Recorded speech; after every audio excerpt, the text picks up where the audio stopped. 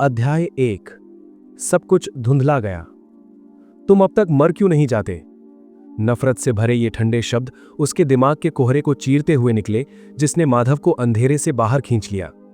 उसकी पलकें बहुत भारी थीं, जैसे वे खुलना ही नहीं चाहती थीं। गला सूखा हुआ था और उसमें जलन हो रही थी। उसका शरीर सुन्न था, जैसे उसका अपना न होकर उस अस्पताल के बिस्तर का हिस्सा बन गया हो। उसे अपने हाथ पैरों का एहसास तक नहीं हो रहा था, बस उंगलियों के पूरों में एक हल्की सी झंझनाहट थी। ऊपर जल रही रोशनी बहुत तेज थी, जिसकी चमक सफेद टाइल्स पर पड़ रही थी। पास में रखे हार्ट मॉनिटर की लगातार होने वाली बीप बीप ही इकलौती चीज थी जो बता रही थी कि वो अब भी जिंदा है। दरवाजे के बाहर से कुछ आवाजें आईं, जो धीमी थीं लेकिन साफ सुनाई दे रही थीं। क्या काम हो गया? ये कावेरी की आवाज थी। ये आवाज कोमल तो थी, पर इसमें एक बर्फीली ठंडक थी। ये उस प्यार करने वाली पत्नी की आवाज बिल्कुल नहीं थी जिसे वो जानता था।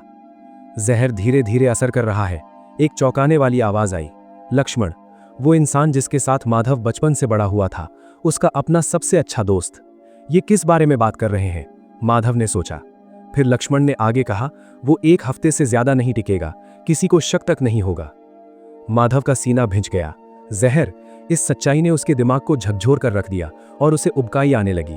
वो चाय जो उसकी बेटी मैत्रेयी ने उसे बेहोश होने से ठीक पहले दी थी, उसे लगा था कि ये उसकी बीमारी की वजह से है।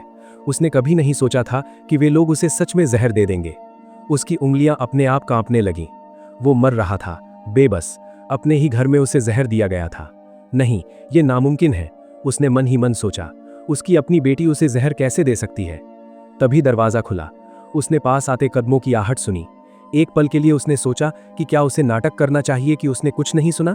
क्या उसे अनजान बने रहना चाहिए कि उसकी 30 साल की पत्नी उसे मरा हुआ देखना चाहती है? उसने थूक गटका। वो अब उसे देख सकता था। कावेरी लाल कपड़ों में थी और उसके होठों पर एक हल्की मुस्कान थी। वो बिस्तर के पास आई। उसकी सैंडल की आवाज फर्श पर साफ गूंज रही थी। ओ, तुम जाग गए? वो मधुर पर व्यंग्य भरे लहजे में बुदबुदाई। उसने माधव के बालों पर हाथ फेरा, जैसे बहुत प्यार जता रही हो। ये तो हैरानी की बात है, मुझे लगता था कि तुम अब तक मर चुके होगे। माधव की आंखों में आंसू भर आए। उसने हिलने की, चिल्लाने की कोशिश की, पर उसके गले से सिर्फ एक घिघियाने जैसी आवाज निकली। श्श, कावेरी ने प्यार जताते हुए कहा। ज्यादा जोर मत लगाओ, डॉक्टरों का कहना है कि तुम्हें अपनी ऊर्जा बर्बाद नहीं करनी चाहिए। वो और करीब झुकी। उसकी सांसें माधव के कान के पास गर्म महसूस हो रही थीं। तुम्हें बस शांति से मर जाना चाहिए था, वो फुसफुसाई। लेकिन तुमने कभी हार मानना सीखा नहीं है ना? उसकी आंखों के सामने धुंध छाने लगी। दर्द अब दूर महसूस हो रहा था, क्योंकि उसके अंदर गुस्से का लावा उबल रहा था। वो चाहता था कि उस चेहरे से वो मुस्कान नोच ले, जवाब मांगे, कुछ भी करे, बस यूं बेबस न लेटा रहे। लेकिन उसके शरीर ने साथ देने से मना कर दिया। तुम इसे इतना खींच क्यों रही हो? ये कुश की आवाज थी। माधव का दिल जैसे धड़कना भूल गया। उसका बेटा सामने आया, हाथ जेबों में थे और आंखों में कोई अपनापन नहीं था। ये बस अपनी आखिरी सांसें गिन रहा है। क्या हम इसे अभी खत्म नहीं कर सकते? कावेरी ने ठंडी आह भरी। धैर्य रखो, इस तरह से ज्यादा मजा आता है, इसे थोड़ा और तड़पने दो। माधव की उंगलियां फिर से फड़फड़ाईं। उसने कुश को कभी इस तरह बात करते नहीं सुना था। क्या ये वाकई उसका बेटा था? अगर पैसों की बात न होती तो मैं यहां रुकता भी नहीं, कुश ने नफरत से कहा। इसे मेरा बाप कहना बंद करो, ये मेरा पिता नहीं है। ये शब्द किसी भी जहर से ज्यादा कड़वे थे। माधव की सांसें उखड़ने लगीं। उसने हाथ बढ़ाकर कुश को छूना चाहा, उससे गिड़गिड़ाना और पूछना चाहा, पर उसका हाथ चादर पर बेजान पड़ा रहा। कावेरी सीधी खड़ी हुई। खैर, ये सच तो है, लेकिन इसने इतने सालों तक तुम्हें पाला है, कम से कम इसे पिताजी तो कह ही सकते हो। क्यों, सही कहा ना लक्ष्मण? वो थोड़ी दूर खड़े उस आदमी की ओर मुड़ी। लक्ष्मण, माधव का पक्का भाई। लक्ष्मण बिस्तर के पास आया। उसने मॉनिटर्स को देखा, फिर माधव के पीले पड़ चुके चेहरे को। मैं उस तिजोरी का कोड तोड़ने की कोशिश कर रहा हूं, लक्ष्मण ने कहा। एक बार वो हो जाए, फिर तुम्हारे शरीर को वो आराम मिल जाएगा जिसकी उसे जरूरत है। कुछ चिढ़कर बोला, इतना समय क्यों लग रहा है? आसान नहीं है, लक्ष्मण ने जवाब दिया। माधव बचपन से ही बहुत समझदार रहा है, उसके पासवर्ड्स का अंदाजा लगाना मुश्किल है। इसके अलावा अगर वो अभी मर गया तो बहुत शक होगा। माधव की पुतलियां कांपने लगीं। उसकी सांसें तेज और उखड़ी हुई थीं। लक्ष्मण ये क्या कह रहा है? माधव इसे झुठलाना चाहता था, खुद को यकीन दिलाना चाहता था कि ये कोई सपना है, कोई भ्रम है, पर सच्चाई चुभ रही थी। कावेरी आगे बढ़ी। उसने कहा, हमें दोष मत दो, ये सब तुम्हारी गलती है। तुमने अपने पैसों के दम पर मुझे इस शादी के लिए मजबूर किया। तुम्हें पता था कि मैं लक्ष्मण से प्यार करता हूं, पर तुम्हें परवाह नहीं थी। तुमने तो उस पर भी दबाव बनाया था। माधव का सीना धड़कने लगा। उसने मना करना चाहा, कहना चाहा कि यह सच नहीं है, पर शब्द नहीं निकले। उसके मुंह में बस एक कड़वा धातु जैसा स्वाद भर गया। जल्द ही उसके होठों के किनारे से खून की बूंदें टपकने लगी और चादर पर दाग पड़ गया। उसका शरीर ऐंठने लगा। दर्द की लहरें उसे चीर रही थीं। धुंधली आंखों से उसने देखा, कावेरी, लक्ष्मण और कुश तीनों बिना किसी दया के उसे देख रहे थे। तड़प रहा है। कावेरी ने जुबान से आवाज निकाली, देखो इसे, अब भी मुश्किलें खड़ी कर रहा है। वैद्य को बुलाओ, ये अभी नहीं मर सकता। इसकी मौत के बाद हम उस कमरे और तिजोरी तक नहीं पहुंच पाएंगे। लक्ष्मण का चेहरा गुस्से से बिगड़ गया। क्या इसीलिए मैंने वो जहर नहीं चुना था? ये शब्द सुनकर कावेरी और कुश के चेहरे पर घबराहट आ गई। कावेरी माधव की ओर झुकी। उसका चेहरा बहुत पास था, पर उसके शब्द बहुत दूर से आते हुए लग रहे थे। जल्द ही उसकी आंखों के सामने सब कुछ धुंधला हो गया और कमरा घूमने लगा। उसे लगा जैसे जमीन गायब हो गई है और वो किसी ठंडे गहरे अंधेरे गड्ढे में गिर रहा है जिसका कोई अंत नहीं। उसकी उंगलियां एक बार हिलीं, फिर रुक गईं। सुन्न होने का एहसास तेजी से फैला, दर्द को ढक लिया और सब कुछ गायब होने लगा। ऊपर की तेज रोशनी भी अब बहुत दूर और धुंधली लग रही थी। उसके दिल की धड़कन धीमी पड़ गई। मॉनिटर की बीप के बीच का समय बढ़ने लगा। सांस लेना मुश्किल हो गया था, कमजोर और लड़खड़ाती हुई। अरे, तुम अभी नहीं मर सकते। कावेरी की आवाज उसके दिमाग में किसी घंटी की तरह गूंज रही थी। सुन रहे हो? हमने इसे पाने के लिए बहुत मेहनत की है। उठो, वो कोड बताए बिना मरने की हिम्मत मत करना। ओए! हालांकि ये उस अंधेरे को नहीं रोक सकता था जो उसे पूरी तरह अपनी चपेट में ले रहा था। फिर उस अंधेरे में कुछ यादें चमकीं। कुश के पहले कदम, लक्ष्मण के साथ की गई बातें, शादी के दिन कावेरी की मुस्कान। अब सब कुछ मैला हो चुका था। सब कुछ नफरत में बदल गया था। उसके सीने में आखिरी बार दर्द उठा, मानो कोई ज्वाला भड़की हो, और फिर सब कुछ एक साथ शांत हो गया। उसकी आंखें बंद हो गईं। मॉनिटर की बीप अब एक लंबी, न टूटने वाली आवाज में बदल गई। वहां अब कुछ नहीं था। उसका जीवन खत्म हो चुका था, या कम से कम उसे ऐसा ही लगा। तुम्हारी हिम्मत कैसे हुई? थप्पड़ की गूंज गलियारे में किसी धमाके की तरह सुनाई दी, जिसे सुनकर उन छात्रों की सांसें थम गईं जो अब तक स्कूल से घर नहीं निकले थे। माधव लड़खड़ाकर पीछे हट गया। उसका एक हाथ अपने गाल पर था, जहां आग जैसी जलन हो रही थी। उसकी आंखें फटी की फटी रह गई थीं, दर्द की वजह से नहीं, बल्कि अपने सामने खड़े उस चेहरे को देखकर। वही कावेरी। वो फिर से स्कूल की वर्दी, यूनिफॉर्म में थी। उसके बाल ढीली सी चोटी में बंधे थे, आंखों में तीखापन था और होठों पर नफरत भरी सिकुड़न। तुम्हें लगता है कि तुम मुझे इस चीज से खरीद सकते हो? वो चिल्लाई और एक चमकता हुआ काला क्रेडिट कार्ड हवा में लहराया, जैसे वो कोई गंदी चीज हो। क्या तुम्हारे लिए औरतें बस एक वस्तु हैं जिन्हें तुम पैसों से तौल सकते हो? क्या यही तुम्हारी असलियत है, माधव? माधव ने अपना मुंह खोला, पर कोई शब्द नहीं निकला। उसके दिमाग के अंदर यादों का एक तूफान चल रहा था। वो मर चुका था। उसे अपना मरना अच्छी तरह याद था। ये सब सही नहीं था। उसने कावेरी को देखा था। उसने उसे मरते हुए देखा था। वो लक्ष्मण और कुश के साथ वहां खड़ी थी। उसने कहा था कि कुश उसका बेटा नहीं है। उसने माधव का सिर घूमने लगा। ये सब क्या हो रहा है? वो बुदबुदाया और आसपास देखने लगा। उसने गलियारे की ओर नजर घुमाई। वही पुराने मजबूत लकड़ी के दरवाजे, क्लासरूम, लाउंज और स्टाफ रूम। कॉरिडोर के अंत में एक बड़ी कांच की खिड़की थी, जहां से स्कूल का आंगन दिख रहा था। दूर फव्वारे, सजावटी बगीचे और वो गोल रास्ता दिख रहा था जहां महंगी गाड़ियां कतार में खड़ी होती थीं। उसे सब याद आने लगा। वो इस गलियारे को जानता था। ये सिंघानिया यूनिवर्सिटी का पूर्वी हिस्सा था, जिसका नाम उसके दादाजी के नाम पर रखा गया था। कावेरी की नफरत और बढ़ गई। तुम्हें लगता है कि हर चीज पर कीमत लिखी होती है ना? सिर्फ इसलिए कि तुम अमीर पैदा हुए हो, बाकी सबको तुम्हारे पैरों में गिर जाना चाहिए। वो और करीब आई। उसकी आवाज तेज हो गई। तुम्हें क्या लगता है मैं कोई बेचारी लड़की हूं जो तुम्हारे क्रेडिट कार्ड के इंतजार में बैठी हूं? साफ सुन लो माधव, मैं बिकाऊ नहीं हूं। आसपास खड़े छात्रों की फुसफुसाहट फिर से गूंजी। तुम्हें लगता है कि किसी पर पैसे फेंकना प्यार है? कावेरी बोलती रही। ये लगाव नहीं, चालाकी है, और तुम्हारी इस हरकत से मुझे तुमसे और भी ज्यादा नफरत हो गई है। कावेरी की आवाज उसके कानों में गूंज रही थी, लेकिन अब माधव का दिमाग साफ होने लगा था। उसने खुद को नीचे देखा। वो वर्दी जानी पहचानी थी। ये वो कपड़े नहीं थे जिनमें उसकी मौत हुई थी, बल्कि ये वो कपड़े थे जो वो 18 साल की उम्र में पहनता था। काला और सुनहरा बॉर्डर, सीने की जेब पर स्कूल का लोगो, सब कुछ बहुत असली था। तभी कावेरी ने वो कार्ड उसके सीने पर फेंक कर मारा। अपने इस गंदे एहसान के पैसे अपने पास ही रखो। कार्ड उसके पैरों के पास गिर गया। माधव हिला नहीं, बस उस कार्ड को देखता रहा। इसलिए नहीं क्योंकि वो हिल नहीं सकता था, बल्कि इसलिए क्योंकि उसकी दुनिया पूरी तरह पलट चुकी थी। क्योंकि कावेरी फिर से 17 साल की थी। क्योंकि वो खुद फिर से 18 का हो गया था। उसकी नजर पास ही रखे ट्रॉफी केस के कांच पर पड़ी। कांच में जो चेहरा दिख रहा था वो जाना पहचाना होते हुए भी बिल्कुल नया था। साफ चेहरा, चेहरे पर कोई झुर्री नहीं, कोई दाढ़ी नहीं, आंखों के कोनों में दर्द का कोई निशान नहीं था। ये वो खुद था, सालों पहले वाला माधव, ठीक 30 साल पहले वाला माधव। कुछ बोलो, क्या हुआ? क्या तुम्हें गुस्सा आ रहा है? मेरी बेइज्जती करने के बाद भी तुम गुस्सा होने की हिम्मत कर रहे हो? कावेरी कड़वाहट से बुदबुदाई। मैं, इसका गला सूखा महसूस हुआ। ये मुमकिन नहीं है। मन ही मन माधव समझ नहीं पा रहा था कि क्या कहे। मुमकिन क्यों नहीं है? तुम्हें पहले से पता है कि कावेरी तुम्हें पसंद नहीं करती। क्या तुम उसे परेशान करना बंद नहीं कर सकते? ये एलिसा थी, कावेरी की सबसे अच्छी दोस्त। उसकी तेज आवाज ने और भी छात्रों का ध्यान खींचा, जो माधव को घृणा से देख रहे थे। सिर्फ इसलिए कि तुम लक्ष्मण के करीब हो, इसका मतलब ये नहीं कि तुम उसके पैसों से जो चाहे कर सकते हो। पास खड़े छात्र मजा ले रहे थे, लेकिन माधव को कुछ सुनाई नहीं दे रहा था। गलियारे में फर्श साफ करने वाले फिनाइल की गंध आ रही थी। ऊपर लगी लाइटों की हल्की आवाज गूंज रही थी। सब कुछ बहुत साफ था, बहुत ज्यादा असली। उसकी नजर अपने फोन की स्क्रीन पर गई। तारीख थी 3 फरवरी 2025। ये कोई गलती नहीं थी, ये कोई बुरा सपना नहीं था। वो 30 साल पीछे आ गया था। उसने जमीन पर पड़े उस काले कार्ड को देखा। कावेरी को अंदाजा भी नहीं था कि पिछली जिंदगी में उस कार्ड का उसके लिए क्या मतलब था। सच में माधव? माया, कावेरी की एक और सहेली, ने उसे घूरते हुए कहा। तुम्हें लगा कि उसे क्रेडिट कार्ड देना एक अच्छा तोहफा होगा? कितने मूर्ख हो तुम। वो कावेरी की ओर मुड़ी और उसका हाथ थाम लिया। कैथी, इसकी बातों को दिल पर मत लो। आज तुम्हारा जन्मदिन है। देखो, लक्ष्मण ने तुम्हें वो फूल दिए जो तुम्हें पसंद है। कम से कम उसने कुछ सोच समझकर तो दिया।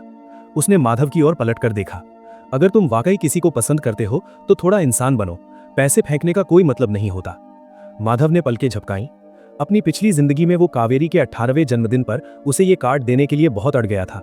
लक्ष्मण, जो उस समय उसका सबसे अच्छा दोस्त था, उसी ने माधव के दिमाग में ये विचार डाला था। लक्ष्मण ने माधव से कहा था कि कावेरी की मां अस्पताल में है और परिवार बिल भरने के लिए संघर्ष कर रहा है। उस समय के नासमझ माधव को लगा था कि उसकी मां के इलाज के लिए क्रेडिट कार्ड देना एक नेक ख्याल होगा। उस कार्ड की कोई सीमा नहीं थी और उसने सोचा था कि इससे उनकी बहुत मदद होगी।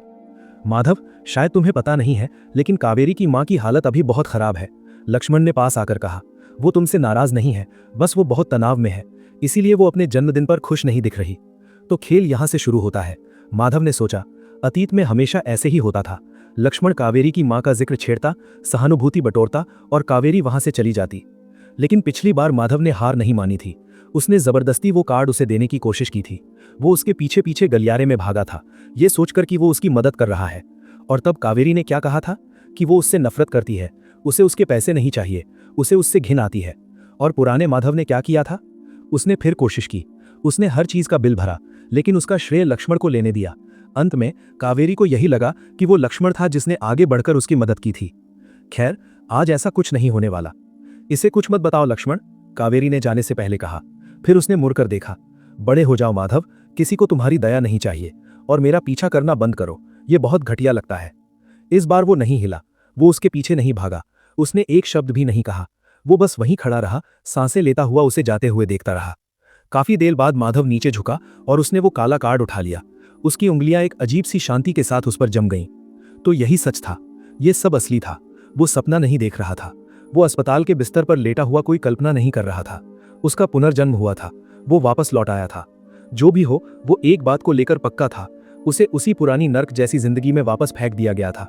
बस इस बार उसे सब कुछ याद था। उसके होठों पर एक धीमी मुस्कान आई, मजे वाली मुस्कान नहीं, बल्कि जाग जाने वाली मुस्कान, हिसाब बराबर करने वाली मुस्कान। उसने कार्ड वापस अपने वॉलेट में रखा, अपनी वर्दी के कोट की आस्तीन ठीक की और सीधा खड़ा हो गया। उसका दिल अब घबराहट से नहीं धड़क रहा था। वो सीढ़ियों की ओर मुड़ गया। अब बहुत सी चीजों को सही जगह पर लाना था, और इस बार वो मरने वाला नहीं था, वो राज करने वाला था। पर सबसे पहले मुझे कुछ खाना होगा, वो अपना पेट सहलाते हुए बुदबुदाया।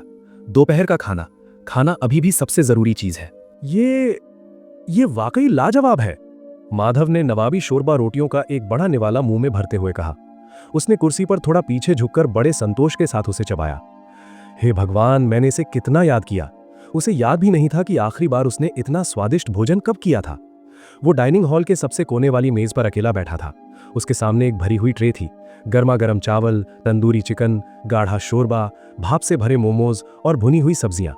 एक व्यक्ति के लिए ये खाना बहुत ज्यादा था, लेकिन उसे परवाह नहीं थी। उसने एक कुरकुरा स्प्रिंग रोल उठाया और बिना झिझक के उसे खा लिया। आखिरकार मैं अपनी पसंद का कुछ भी खाए बिना ही मर गया था। वो तमाम पाबंदियां, उबली हुई सब्जियां, बिना नमक का खाना, लाल मांस नहीं, तीखा मना है, यहां तक कि मैं सोडा भी नहीं पी सकता था। अगर आप अपनी पसंद का खाना भी नहीं खा सकते तो इतने पैसे और रुतबे का क्या फायदा? उसने ठंडी चाय का एक बड़ा घूंट भरा और राहत की सांस ली। जवान और स्वस्थ होना वाकई एक वरदान है। वो एक पल के लिए रुका और अपनी ट्रे को घूरने लगा। फिर उसने चावल का दूसरा हिस्सा लिया और बचा हुआ पूरा शोरबा उस पर उड़ेल दिया। कुछ छात्र उसकी ओर देख रहे थे, शायद इसलिए क्योंकि उसने बहुत ज्यादा खाना लिया था, लेकिन उसने उन्हें नजरअंदाज कर दिया। आज उसका इरादा किसी सभ्य खानदानी वारिस की तरह सलीके से खाने का बिल्कुल नहीं था। उसने चिकन का लेग पीस उठाया, उसे दांतों से तोड़ा और बुदबुदाया। इंसान को उन चीजों की कद्र तब तक नहीं होती जब तक वे छिन ना जाएं। उसके हाथ अब नहीं कांप रहे थे। उसे चम्मच पकड़ने के लिए किसी की मदद की जरूरत नहीं थी। अब कोई नर्स उसे जबरदस्ती खाना नहीं खिला रही थी, ना ही उसके शुगर लेवल पर नजर रख रही थी। कोई ड्रिप नहीं, कोई कड़वी दवा नहीं। उसने एक और मोमो उठाया, उसे चटनी में डुबोया और मुंह में रख लिया। वो वाकई मजे ले रहा था। सालों तक कैलोरी गिनने और कड़वाहट निगलने के बाद ये दशकों में उसका पहला असली भोजन था। कैंटीन का स्टाफ भी ज्यादा नहीं बदला था। वही मसाले, वही नरम ब्रेड रोल, वही लहसुन का थोड़ा ज्यादा इस्तेमाल जिसकी वो कभी शिकायत किया करता था। क्या मुझे इनके रसोइये को इनाम देना चाहिए? वो मुस्कुराते हुए बुदबुदाया। उसने अपनी ट्रे की ओर देखा, अब सिर्फ जूठन बची थी। मुझे स्कूल के खाने से नफरत थी, उसने आखिरी स्प्रिंग रोल उठाते हुए कहा, लेकिन अब मैं एक और ट्रे के लिए कुछ भी कर सकता हूं। वो पीछे की ओर झुका और अपने दोनों हाथ पेट पर रखे। ये जिंदगी उतनी बुरी भी नहीं हो सकती, उसने धीरे से कहा, अगर इस बार मैं सब कुछ सही तरीके से करूं। फिर वो खड़ा हुआ, अपनी खाली ट्रे उठाई और जमा करने वाले काउंटर की ओर बढ़ गया। वो कैंटीन वाली महिला से और खाने के लिए पूछने ही वाला था कि तभी पीछे से एक आवाज आई, ओए माधव, तुम्हारी हिम्मत कैसे हुई हमारा रास्ता रोकने की? माधव ने पीछे मुड़कर देखा। कावेरी वहां माया और एलिसा के साथ खड़ी थी। उसके हाथ में फोन था और आंखें स्क्रीन पर टिकी थीं, मानो माधव का कोई वजूद ही ना हो। बहुत बढ़िया, पूरी दुनिया में से इन्हीं को मिलना था। बदकिस्मती कभी पीछा नहीं छोड़ती है ना। वो वापस काउंटर की ओर मुड़ा। क्या मुझे एक और प्लेट शोरबा मिल सकता है? 2 स्प्रिंग रोल और वो लहसुन वाला चिकन भी, शुक्रिया। हाँ, 1 कटोरी चावल काफी रहेंगे। जैसे ही महिला खाना परोसने लगी, माया आगे बढ़ी और उसने अपना कंधा उसके कंधे से टकराया। जोर से नहीं, पर उसका ध्यान खींचने के लिए काफी था। तुम ऐसे व्यवहार क्यों कर रहे हो जैसे तुम्हारे साथ कुछ गलत हुआ हो? तुमने कावेरी की बेइज्जती की है, तुम्हें उससे माफी मांगनी चाहिए, ना कि यहां ऐसे घूमना चाहिए जैसे तुम्हें कोई फर्क ही नहीं पड़ता। माधव ने उसकी ओर नहीं देखा। नहीं शुक्रिया, उसने कांच के पीछे रखे तले हुए मोमोज की ओर इशारा किया। और इनमें से 1 और दे दीजिए, 2 सर्विंग दे दीजिए प्लीज, धन्यवाद। ये देखकर माया की आंखें फटी रह गई। सुन रहे हो मैं क्या कह रही हूं? उसने अपनी नई ट्रे ली और अगले व्यक्ति को रास्ता देने के लिए एक तरफ हो गया। वो इन सब झमेलों में नहीं पड़ना चाहता था। वो बस वापस बैठकर फिर से खाना चाहता था। पर माया उसके पीछे पीछे आ गई। तुम्हारी दिक्कत क्या है माधव? सच में तुम ऐसा व्यवहार क्यों कर रहे हो? उसने एक ठंडी आह भरी, अब भी उसकी तरफ नहीं देखा। उसने अपनी ट्रे को देखा, फिर धीरे से उसकी आंखों में आंखें डालकर मुड़ा। उसकी नजर कावेरी पर गई, जिसने एक बार भी ऊपर नहीं देखा था। वो अपने फोन में डूबी हुई थी, जैसे उसके बगल में हो रहे तमाशे से उसे कोई लेना देना ना हो। बिल्कुल सही, हमेशा ऐसा ही होता था। पहले भी कावेरी को अपने पालतू कुत्तों को भौंकने देना पसंद था, जबकि वो खुद एक मासूम देवी की तरह खड़ी रहती थी। उसने माया की ओर देखा। रास्ते से हटो। नहीं, माया ने कहा, जब तक तुम माफी नहीं मांगते। तुमने थोड़ी देर पहले कावेरी को शर्मिंदा किया है। तुमने उस पर पैसे ऐसे फेंके जैसे वो कोई मामूली चीज हो। माफी मांगो। माधव ने अपनी ट्रे पास के काउंटर पर रख दी। माफी किस बात की? किसी को तोहफा देने के लिए? तुमने उसे नीचा दिखाया, माया ने पलटकर जवाब दिया। मैंने उसे एक बिना लिमिट वाला कार्ड ऑफर किया था, उसे वो नहीं चाहिए था। ये मेरी गलती नहीं है, माधव ने सपाट लहजे में कहा। इसमें अपमान कहाँ है? माया का मुंह खुला रह गया, पर कोई शब्द नहीं निकला। तभी कावेरी बोली, माया रहने दो, चलो यहां से। पर कैथी, बस रहने दो, वो इस लायक नहीं है। माया फुसफुसाई, तुम बहुत भोली हो कैथी। अगर ये कभी रेंगता हुआ तुम्हारे पास वापस आए तो इसे माफ मत करना। माधव ने अपनी आंखें घुमाई, अपनी ट्रे उठाई और वापस कोने की ओर जाने ही वाला था कि माया ने उसे फिर टोक दिया। ओए, तुम जा कहां रहे हो? माधव रुका और उसकी तरफ देखा। क्या तुम बेवकूफ हो? क्या तुम चाहती हो कि मैं यहीं खड़े होकर खाना खाऊं? तुम... माया की आंखें फैल गईं। फिर उसने नाक सिकोड़ी। क्या तुम्हें हमारे दोपहर के खाने के पैसे नहीं देने चाहिए? हाँ? माधव ने अपना सिर टेढ़ा किया और उसे याद आया कि साल के शुरुआत से ही वो कावेरी और उसकी सहेलियों के लंच का बिल भर रहा था। मैं भला क्यों दूंगा? तुम... माया ने फिर से उसकी ओर उंगली दिखाई। तुम्हारी वजह से कावेरी अभी रोई थी।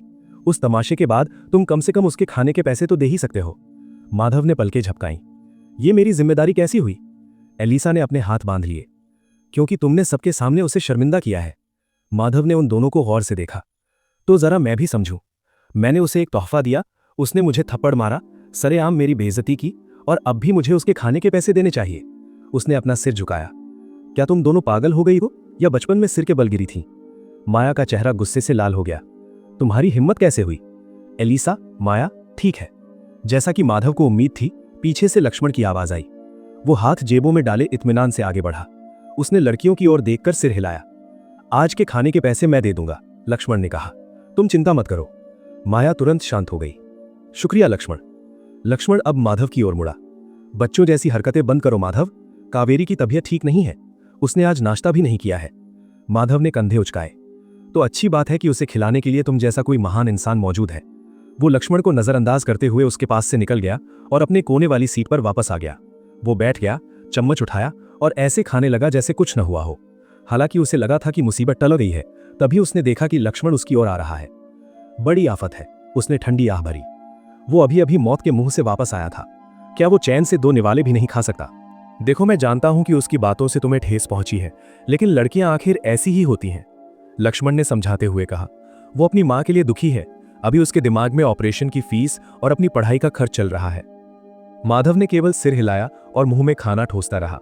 इस समय वो 18 साल का था, लेकिन उसका कद थोड़ा कम था, करीब 5 फीट 8 इंच, जबकि लक्ष्मण 5 फीट 9 इंच का हो चुका था। माधव काफी दुबला पतला था, बिल्कुल किसी सूखी टहनी जैसा। मुझे और ज्यादा खाना होगा, उसने सोचा। इस बार उसे अपनी सेहत का सबसे पहले ख्याल रखना था। किसी ने कहा था कि इंसान के पास 100 समस्याएं होती हैं, लेकिन जब वो बीमार पड़ता है तो उसके पास सिर्फ एक ही समस्या बचती है। माधव को अब इसी बात को अपना जीवन मंत्र बनाना था। माधव, क्या तुम मेरी बात सुन रहे हो? लक्ष्मण ने पूछा। उसने जवाब में बस सिर हिला दिया।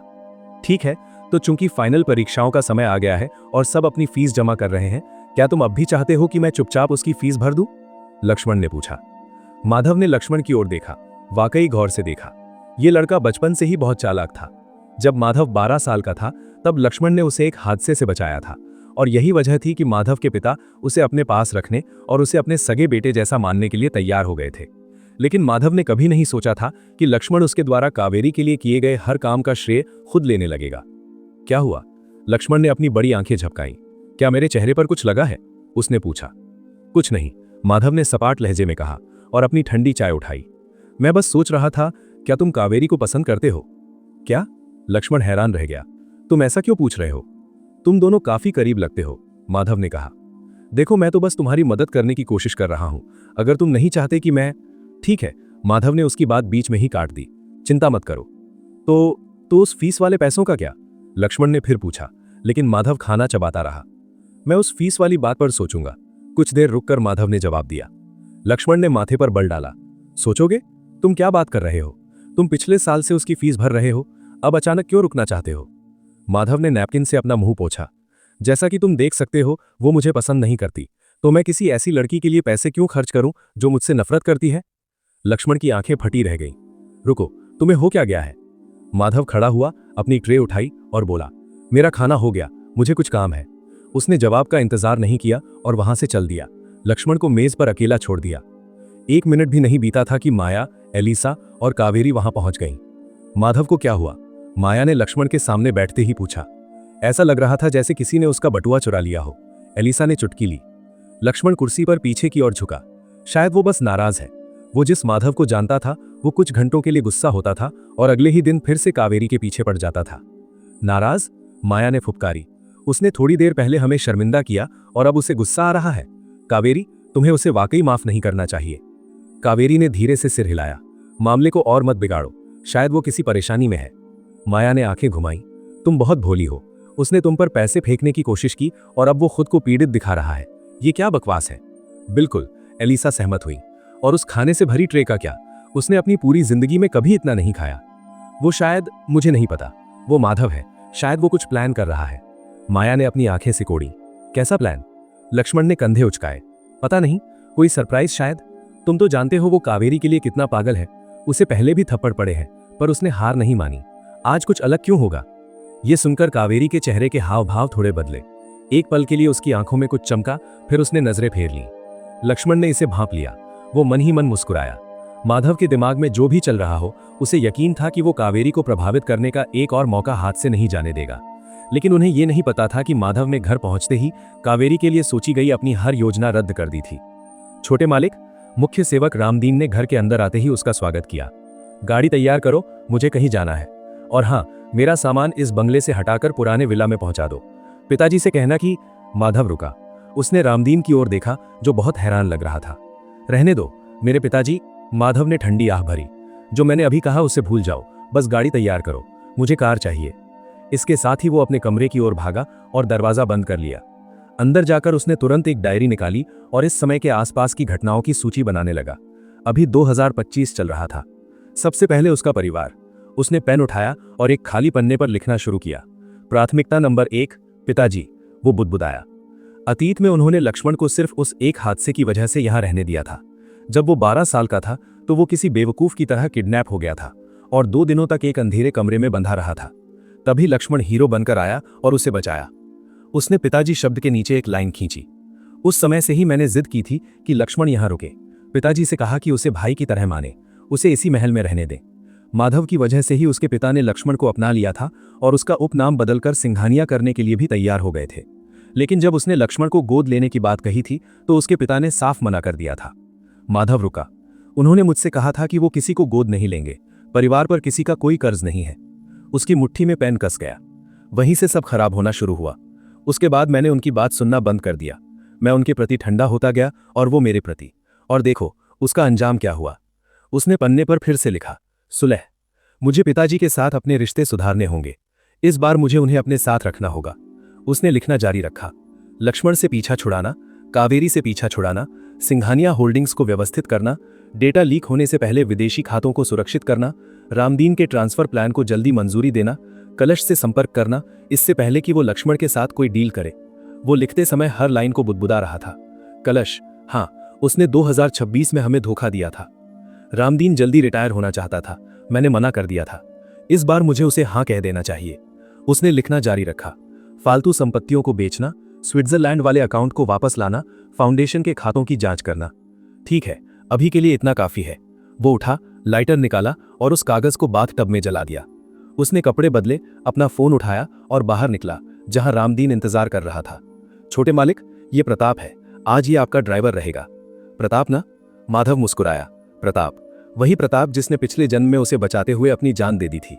मैं निकल रहा हूं, किसी को मत बताना कि मैं कहां जा रहा हूं। रामदीन हैरान रह गया। क्या इसमें लक्ष्मण बाबू भी शामिल हैं?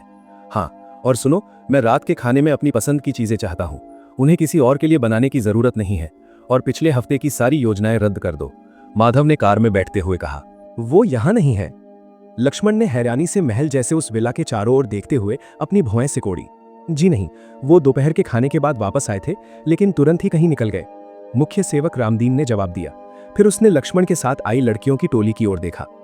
क्या आप चाहते हैं कि मैं आप लोगों के लिए कुछ तैयार करवाऊं, छोटे मालिक? हाँ, लक्ष्मण बुदबुदाया। वो सोच रहा था कि दोपहर के बाद माधव अचानक कहां गायब हो गया। अगर वो घर वापस आया था तो इसका मतलब लक्ष्मण का अंदाजा सही था। शायद वो कावेरी के लिए कोई बड़ा तोहफा या कोई सरप्राइज तैयार करने गया है। क्या आप मेरी इन सहेलियों के लिए रात के खाने का इंतजाम कर सकते हैं? लक्ष्मण ने रौब से कहा। आज कावेरी का जन्मदिन है तो किचन में कुछ खास बनवाना, उसे स्ट्रॉबेरी बहुत पसंद है। अतीत में माधव हमेशा किचन में पहले से ही निर्देश दे देता था, इसलिए हर चीज बहुत भव्य और आलिशान होती थी। लक्ष्मण को उम्मीद थी कि इस बार भी माधव ने ऐसा ही किया होगा। उसने सबके सामने ये बात सिर्फ इसलिए कही ताकि लड़कियों को लगे कि इस पूरे जश्न का इंतजाम उसी ने करवाया है। लक्ष्मण हमेशा जानता है कि कावेरी को कैसे खुश करना है, माया ने चहकते हुए कहा। कावेरी को घर का बना खाना पसंद है क्योंकि उसकी माँ एक शेफ थी। वो माधव ये बात कभी नहीं समझ पाएगा। तुम्हें ऐसा नहीं कहना चाहिए, कावेरी ने अपनी नजरें झुका लीं। चलो उसके बारे में बात करना बंद करते हैं। माफ करना, माया ने तुरंत कहा। लेकिन रामदीन जी, क्या आप वो स्ट्रॉबेरी का मीठा पकवान भी बनवा सकते हैं जो कावेरी को इतना पसंद है, वही जो लक्ष्मण हमेशा उसके लिए लाता है? जी बिल्कुल, रामदीन बस मुस्कुराया। लेकिन चूंकि हमारे पास समय बहुत कम है, हम केवल वही बना पाएंगे जिसके लिए सामान अभी किचन में मौजूद है। लक्ष्मण के चेहरे का रंग उड़ गया। क्या? उसे लगा कि शायद माधव इस बार निर्देश देना भूल गया। यह असंभव है, उसने सोचा। यह अचानक किया गया प्रोग्राम है, इसलिए हम पहले से तैयारी नहीं कर पाए थे, रामदीन ने विनम्रता से कहा। लक्ष्मण, इसका क्या मतलब है? एलिसा ने पूछा। लक्ष्मण ने उसके सवाल को अनसुना कर दिया। ठीक है, जो भी बन सके वही बना लो। उसे समझ नहीं आ रहा था कि माधव ने तैयारी क्यों नहीं की। क्या वो वाकई भूल गया या फिर वो अब भी गुस्से में था? वो कावेरी, एलिसा और माया की ओर मुड़ा।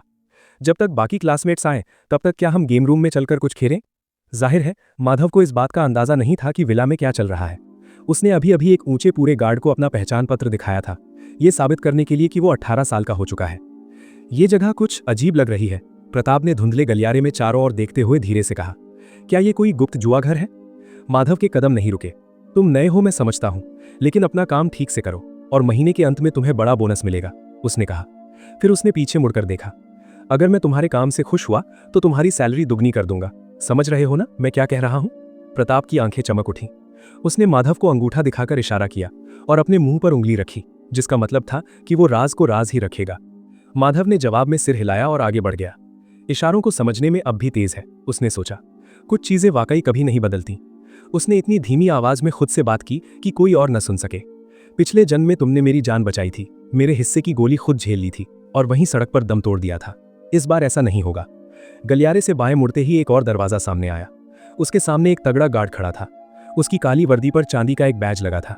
अंदर जाने के लिए कम से कम 1 करोड़ की रकम होनी चाहिए, गार्ड ने हाथ बांधते हुए कहा। माधव ने अपनी जैकेट से एक पतला काला कार्ड निकाला। ये काफी होना चाहिए। गार्ड ने उसे स्कैनर पर लगाया। मशीन ने एक बीप की आवाज की और स्क्रीन पर बैलेंस दिखाई दिया। उस आदमी ने स्क्रीन देखी और बिना एक शब्द बोले एक तरफ हट गया। माधव अंदर चला गया। अंदर अंधेरा था और हवा में महंगे इत्र की गंध थी। प्रताप चुपचाप पीछे चल रहा था। माधव एक और दरवाजे के सामने रुका। यहां स्टैंड पर विचित्र मुखौटे टंगे थे। उसने अपने लिए एक काला मुखौटा उठाया और प्रताप की तरफ एक सांधी का मुखौटा बढ़ा दिया। इसे पहन लो, जब तक मैं ना कहूं कुछ मत बोलना। प्रताप ने सिर हिलाया और मुखौटा पहन लिया। माधव ने भी अपना मास्क लगाया और दरवाजा खोल दिया। भीतर कदम रखते ही शोर शराबा उससे टकराया। हंसी, गिलासों के टकराने की आवाज और मनसीख। यहीं से सब शुरू हुआ था, उसने बुदबुदाया। अगर उसे अपना भविष्य बदलना था तो उसे इस जगह की जरूरत थी। अंदर का कमरा एक बहुत बड़ा गोलाकार हॉल था। बीच का हिस्सा थोड़ा नीचा था। केंद्र में एक आदमी बैठा एक खुरदरे पत्थर को मशीन से तराश रहा था। हर कुछ पल में चिंगारियां निकल रही थी। तभी एक व्यक्ति ने सीटी बजाई, क्योंकि कटते हुए पत्थर के अंदर से हरी चमक दिखाई दी। पन्ना पत्थर है, किसी ने फुसफुसाया। माधव ने उस ओर ध्यान नहीं दिया। वो किनारे किनारे चलता हुआ दूसरी तरफ के गलियारे में पहुंच गया, जहां एक बोर्ड लगा था, रत्न प्रसंस्करण एवं बिक्री क्षेत्र। वो अंदर गया। यहां कांच के लंबे काउंटर लगे थे और खरीदार शॉपों के बीच घूम रहे थे। माधव धीरे धीरे वहां से गुजरा और पत्थरों को गौर से देखने लगा। किसी अनजान व्यक्ति के लिए ये पत्थर एक जैसे और धूल भरे थे, लेकिन माधव ने यह हुनर सीखा था। अपनी पिछली जिंदगी में उसने यहीं एक रात में अपना पहला करोड़ कमाया था। तभी एक छोटे कद का आदमी माधव के पास दौड़ता हुआ आया। युवा मालिक, आप बिल्कुल सही समय पर आए हैं, अभी अभी नया माल आया है। माधव ने उस पत्थर को देखा जिसे वो आदमी दिखा रहा था। रंगा हुआ है, माधव ने साफ शब्दों में कहा। वो रुका, फिर मुस्कुराया। आप तो बड़े पारखी निकले, आइए मैं आपको असली माल दिखाता हूं।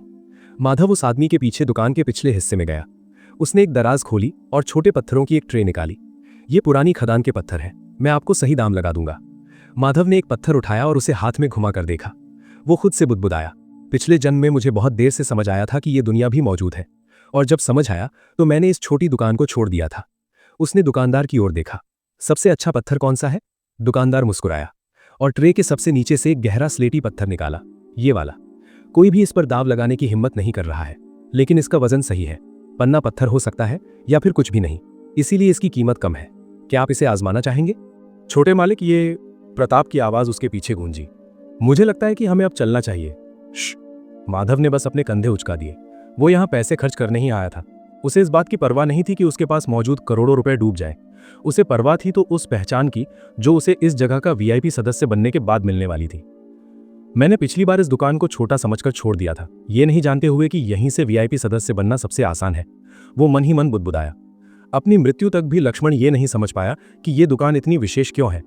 पिछले जन्म में लक्ष्मण ने अंडरवर्ल्ड यानी जराइम की दुनिया में अपनी पैठ बनाने के लिए इसी रास्ते को चुना था। माधव ने तब लक्ष्मण की हर योजना में उसका साथ दिया था और उसे उस दुनिया का बेताज बादशाह बनते देखा था। लेकिन इस जन्म में ऐसा नहीं होने वाला था। ये आखिरी दाव है। अगर तुम इस बार भी हार गए तो तुम्हें मुझे 10 लाख रुपए देने होंगे। क्या तुम तैयार हो? ये पूछने वाला एक अनजान ग्राहक था, जिसे लगा था कि माधव जैसे नए खिलाड़ी के खिलाफ दाव लगाकर पैसे जीतना मजेदार होगा। शुरू करो, माधव मुस्कुराया। सच तो यह था कि यह पहला 10 लाख नहीं था जो उसने आज गंवाया था। हाँ, जब से वो इस जगह आया था वो लाखों रुपए हारता जा रहा था। पुराना माधव शायद इतनी बड़ी रकम खोने पर परेशान हो जाता। आखिर ये उसके सालाना खर्चों का हिस्सा था जो उसके पिता उसे भेजते थे। लेकिन माधव के लिए यह सब एक निवेश की तरह था। यह जगह उसके लिए बहुत कीमती थी। दुकान के कर्मचारी ने पत्थर को काटने वाली मेज पर रखा। वो गोल था, बिल्कुल किसी तरबूज की तरह, जिसकी सतह पर एक धुंधली सफेद लकीर तिरछी जा रही थी। पास खड़े किसी व्यक्ति ने सीटी बजाई। लगता है सोया हुआ पत्थर है, माधव के बगल वाले ग्राहक ने कहा। अंदर कुछ निकल भी सकता है और कुछ नहीं भी। मशीन चली, तीखी चरमराहट के साथ आरी पत्थर की सतह से टकराई। जैसे ही बाहरी परत उतरी, सफेद धूल उड़ने लगी। कुछ ही क्षणों बाद वहां सन्नाटा छा गया। अंदर कुछ नहीं था, बस धूसर रंग का बेकार पत्थर। एक और बेकार पत्थर। पत्थर काटने वाले ने घोषणा की और उस टुकड़े को सबको दिखाने के लिए ऊपर उठाया। माधव ने सिर हिलाया और भुगतान की पर्ची थमा दी। ये रहे तुम्हारे 10 लाख। दाव लगाने वाला आदमी मुस्कुराया। तुम वाकई पैसे जलाना जानते हो। माधव ने मन ही मन एक ठंडी आह भरी। उन्होंने उसे सिर्फ एक बार जीतने दिया ताकि वो खेल में बना रहे, और उसके बाद से वो अब तक 30 लाख और हार चुका था। फिर भी वो मुस्कुराया और अपनी जैकेट से पत्थर की धूल झाड़ते हुए इत्मीनान से खड़ा हो गया। उसने उस पत्थर की ओर दोबारा तक नहीं देखा। एक और राउंड खेलना चाहोगे? उसी आदमी ने पूछा। अभी नया माल आने वाला है। इससे पहले कि माधव जवाब दे, बगल से एक अधेड़ उम्र का व्यक्ति करीब आया। उसने साधारण शर्ट पहनी थी और ऐसा लग रहा था जैसे वो सालों से इस हॉल में आता जाता रहा है। युवा स्वामी, उस आदमी ने कहा, बुरा मत मानिएगा, पर यह जगह, ये एक दलदल है। आप जितना दाव लगाएंगे उतना ही गहरा धंसते जाएंगे। अभी आप जवान हैं। मेरा अंदाजा है कि यह आपका पहला मौका है। अपने काम से काम रखो। माधव के साथ दाव लगाने वाले आदमी ने फुसफुसाया। कहीं और जाओ। अगर तुम्हारे पास पैसे नहीं है तो ये जगह तुम्हारे लिए नहीं है। ये युवा स्वामी आनंद लेना चाहते हैं। तुम कौन होते हो फैसला सुनाने वाले? हाँ? प्रताप ने माधव की ओर देखा, पर माधव ने तुरंत कोई जवाब नहीं दिया। उसने एक पल लिया, फिर उस आदमी की ओर देखकर हल्की मुस्कान दी। आपकी चिंता के लिए धन्यवाद, उसने पास से गुजरते हुए कहा। लेकिन मुझे दलदल में धंसना पसंद है। वो दुकान के मालिक की ओर मुड़ा। अगला बैच बाहर लाओ, माधव ने सोचा। मैं बस पहुंचने ही वाला हूं। जल्द ही दुकान का मालिक उसे वीआईपी बनने का प्रस्ताव देगा। दुकान के सहायक ने जल्दी से एक ट्रॉली बाहर निकाली। इस बार पत्थर अलग थे, थोड़े चमकदार, गहरे रंग के और किनारों से साफ। कुल 5 पत्थर थे, जिन्हें काली मखमल की चादर पर सलीके से रखा गया था। ये, मालिक आगे बढ़ते हुए कहा, म्यांमार की हमारी सबसे प्रीमियम खदान से आए हैं। असली कीमती चीजें। इस सेट को प्रोसेस कीजिए और हम आपकी सदस्यता, वीआईपी एंट्री लेवल, शुरू कर देंगे। वीआईपी सदस्यता? देखने वालों में से एक की सांस रुक गई। असंभव। मुझे लगा था कि उन्होंने ये देना बंद कर दिया है। अरे, मैंने सुना है कि अब ये रैंडम हो गया है। हर दुकान को किसी एक को वीआईपी चुनने का मौका मिलता है। लगता है आज इस दुकान की बारी है। यार, कितना खुशकिस्मत लड़का है। हालांकि माधव ने इस तरह सिर हिलाया जैसे उसने ये शब्द सुने ही ना हो। ठीक है, जो भी है, चलेगा। उसने मालिक के चेहरे पर आई मुस्कान को भांप लिया। कागजी कार्यवाही के लिए मुड़ने से पहले मालिक के होंठ हल्के से फड़फड़ाए थे। माधव ने चारों ओर देखा। वही नजरें उसका पीछा कर रही थीं। ये लोग सोच रहे होंगे कि वो एक और बिगड़ैल वारिस है जो अपने बाप का पैसा उड़ा रहा है। इन्हें लगता है कि मुझे कुछ समझ नहीं आ रहा, उसने सोचा। इन्होंने मुझे एक बार जीतने दिया ताकि मैं लालच में आ जाऊं। उसके बाद के सारे पत्थर सब बेकार थे। इनका यहां एक सिस्टम है, शायद कोई स्कैनर या लाइट रिफ्रैक्शन ट्रिक्स। ये शुद्ध किस्मत नहीं है। उसने अपने चेहरे के भावों को ढीला रखा। एक कुर्सी खींचकर वो बैठ गया और पत्थर काटने वाले को इशारा किया। लक्ष्मण ने उसे एक बार बताया था कि दुकान के मालिक स्वयं सदस्यता दे सकते हैं अगर उन्हें लगे कि ग्राहक जवान है और उसे आसानी से प्रभावित किया जा सकता है। उनका लक्ष्य गहमानों से ज्यादा खर्च करवाना और उन्हें बार बार वापस बुलाना था। बीच वाले से शुरू करो, माधव ने उबासी लेते हुए कहा। देखते हैं कि ये इस तमाशे के लायक है। जैसे ही आरी चली, पीछे से एक आवाज आई, इसे देखो, इसे पता भी नहीं है कि इसे लूटा जा रहा है। माधव ने अपना सिर थोड़ा घुमाया। चांदी का मुखौटा पहने एक लंबा आदमी पत्थरों की एक पेटी के सहारे खड़ा था। आवाज अपरिचित थी, लेकिन उसका अंदाज वैसा ही था जैसा माधव ने पहले भी देखा था। वो हंसा। मैंने ये पहले भी देखा है। नया बच्चा अंदर आता है, कुछ लाख खर्च करता है और सोचता है कि वो दुनिया के शीर्ष पर है। दुकान उसे 2-3 चमकती चीजें देती है और उसे वीआईपी बुलाती है। 10 दिन बाद उसका नाम ब्लैकलिस्ट में आता है। प्रताप एक कदम आगे बढ़ा, पर माधव ने हाथ उठाकर उसे रोक दिया। माधव ने कुछ नहीं कहा। उसने बस बोलने वाले को देखा, फिर धीरे से वापस पत्थर काटने वाले की ओर मुड़ गया। मशीन फिर से चली। भीड़ और करीब आ गई। माधव थोड़ा पीछे झुका और एक पैर दूसरे पैर पर चढ़ा लिया। जैसे ही माधव के कहे अनुसार बीच वाले पत्थर को काटा गया, धूल के नीचे से गहरे हरे रंग की एक चमक दिखाई दी। पन्ना, कोई फुसफुसाया। पत्थर काटने वाले ने गति धीमी की और धूल साफ की। जब उसने पत्थर को बीच से तोड़ा तो एक चमकदार हरा केंद्र दिखाई दिया। वो बहुत बड़ा नहीं था, पर बिल्कुल साफ और बेदाग था। उच्च श्रेणी, पत्थर काटने वाले ने कहा। अनुमानित कीमत 12 लाख। वहां कुछ फुसफुसाहट शुरू हुई। किसी ने धीरे से ताली भी बजाई। वो आदमी जो माधव के खिलाफ दाव लगा रहा था बस हंसा और सिर हिलाया। लगता है तुम्हारी किस्मत बदल गई। हाँ, मैं जीत गया, माधव चिल्लाया। जैसा कि उम्मीद थी, उन्होंने उसे फिर से जीतने दिया। लगभग 70 लाख लेने के बाद ये एक जाना पहचाना जाल था। इतना नुकसान कि अहंकार को चोट लगे और इतनी जीत की लालच बना रहे। दुकान का मैनेजर जल्दी से पास आया। बधाई हो युवा स्वामी, आप आधिकारिक तौर पर 5 मिलियन की सीमा पार कर चुके हैं। क्या हम अगले पत्थर के साथ आगे बढ़ें? माधव खड़ा हुआ और अंगड़ाई ली। दरअसल अभी यहीं रुकते हैं, मैं पहले अपनी सदस्यता की प्रक्रिया पूरी करना चाहूंगा। मैनेजर की पलकें झपकीं। अभी? माधव हल्का सा मुस्कुराया।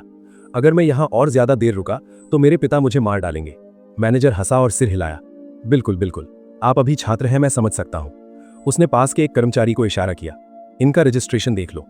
जैसे ही वे चलने लगे, मैनेजर ने माधव की ओर मुड़कर कहा, एक नए वीआईपी सदस्य के रूप में आप कई सुविधाओं के पात्र हैं। पहला, आपको हमारी मासिक नीलामियों के लिए आमंत्रण मिलेगा, जो केवल सदस्यों के लिए है। दूसरा, आप हाई एंड क्लाइंट्स के द्वारा आयोजित निजी कार्यक्रमों में शामिल हो सकते हैं। हम राजनेताओं, अरबपतियों और बड़े निदेशकों की बात कर रहे हैं। और तीसरा, वो थोड़ा रुका, फिर आवाज धीमी की, आप कंपनी को काम पर रख सकते हैं, किसी भी चीज के लिए। माधव ने अपनी भौहें चढ़ाई। किसी भी चीज के लिए? उस आदमी ने सिर हिलाया। किसी भी चीज के लिए, चुपके से और कुशलता से। वे किनारे के गलियारे में पहुंचे, जहां एक मार्बल डेस्क के अंत में एक स्कैनर खड़ा था। अब निश्चित रूप से सभी सदस्यों को बुनियादी आवश्यकता पूरी करनी होती है। आप पहले ही 50 लाख से ऊपर खर्च कर चुके हैं, तो आप वहां योग्य हैं। दूसरी आवश्यकता 2 करोड़ रुपए का डिपॉजिट है। हम इसे आपसे लेते नहीं हैं, बस आपके कार्ड में एक डिपॉजिट के रूप में रखते हैं। वो पैसा आपके कार्ड पर ही रहता है, जिसे आप कभी भी इस्तेमाल कर सकते हैं। माधव ने बिना हिचकिचाए अपनी जैकेट से एक और कार्ड निकाला। लोड करो। उसके पीछे प्रताप आगे बढ़ा। छोटे मालिक? माधव ने उसकी ओर देखकर चुप रहने का इशारा किया। प्रताप ने अपना मुंह बंद कर लिया। इसमें ज्यादा समय नहीं लगा। कर्मचारियों ने राशि की पुष्टि की और एक काले और सुनहरे रंग का कार्ड एक रीडर में डाला। फिर उन्होंने माधव की दाहिनी तर्जनी को स्कैन किया। ये कार्ड अब आपकी आईडी और बायोमेट्रिक्स से जुड़ा है। ये एक की कार्ड की तरह काम करता है। ये आपको प्रतिबंधित क्षेत्रों, उच्च स्तरीय बोली बक्सों और वीआईपी लाउंज तक पहुंच प्रदान करता है। माधव ने कार्ड लिया। ये दिखने में जितना था उससे कहीं ज्यादा भारी महसूस हो रहा था।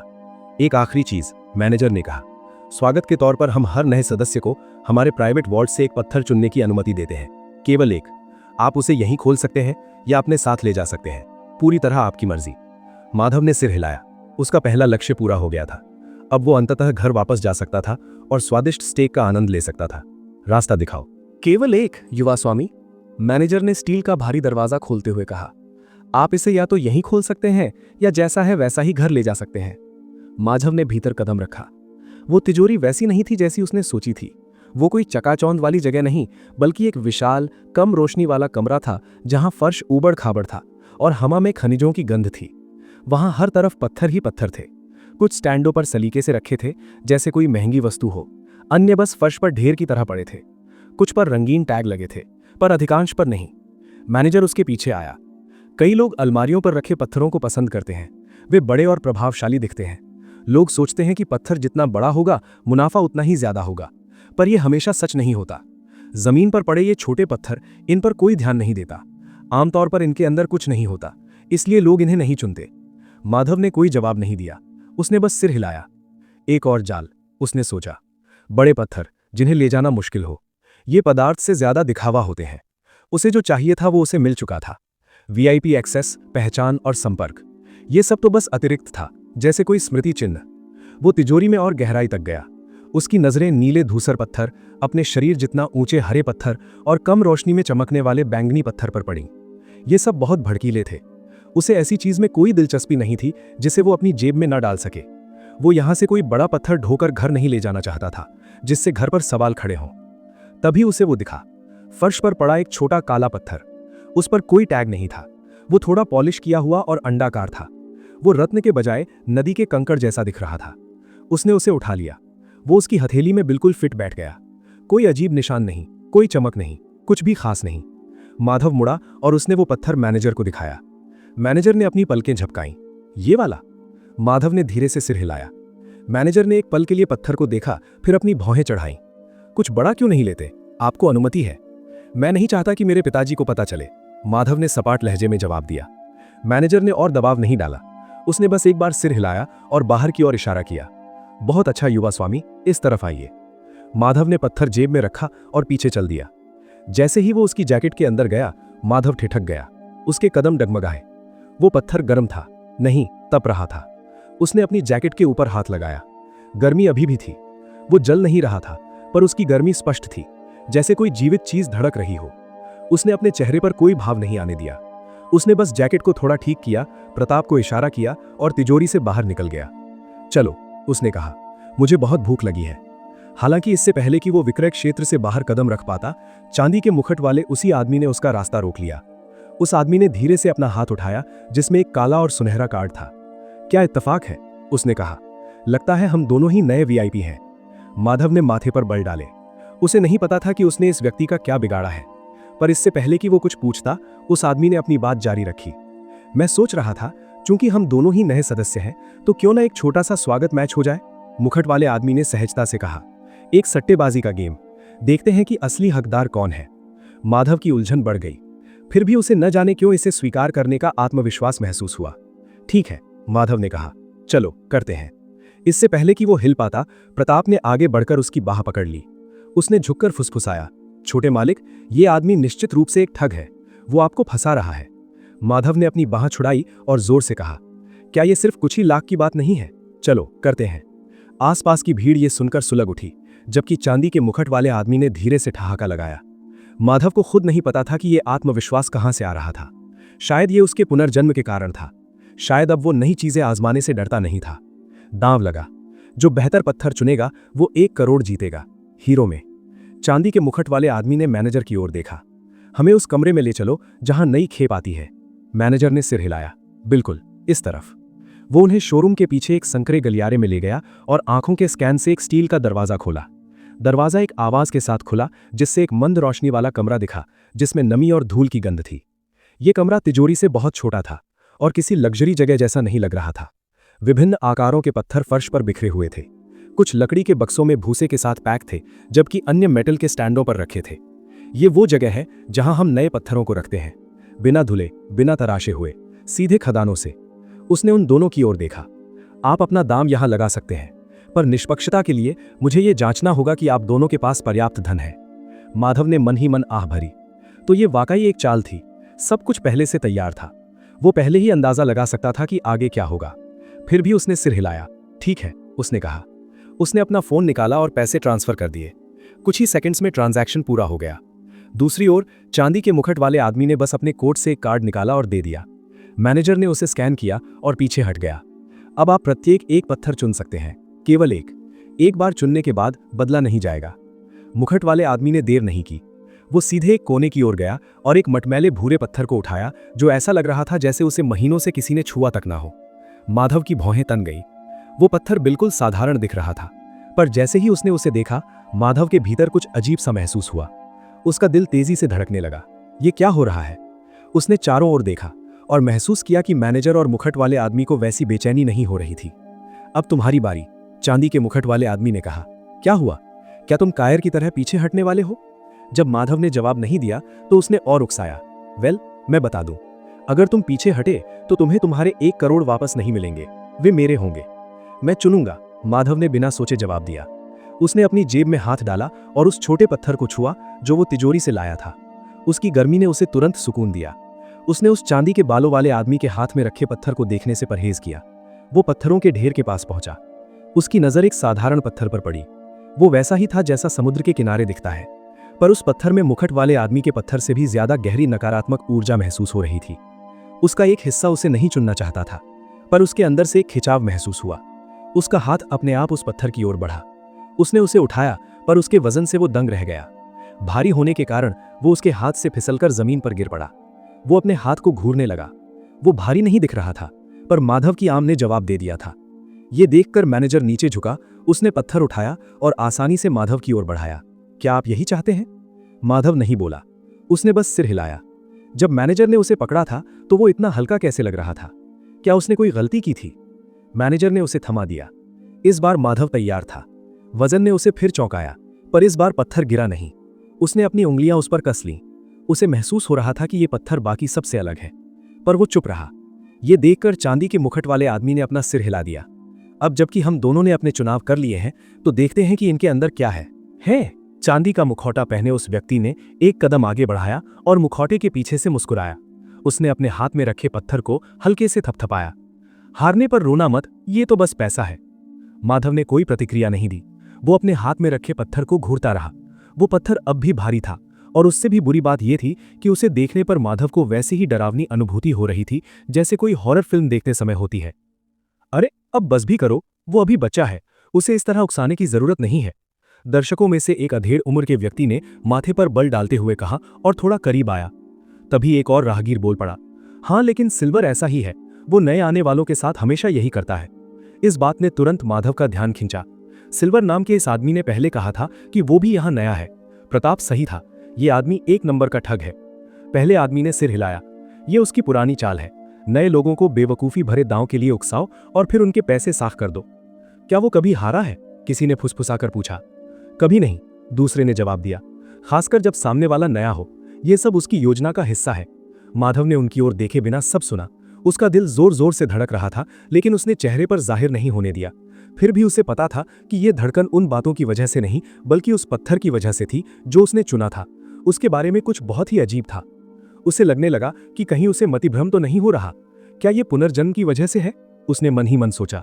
तभी उसे कुछ महसूस हुआ।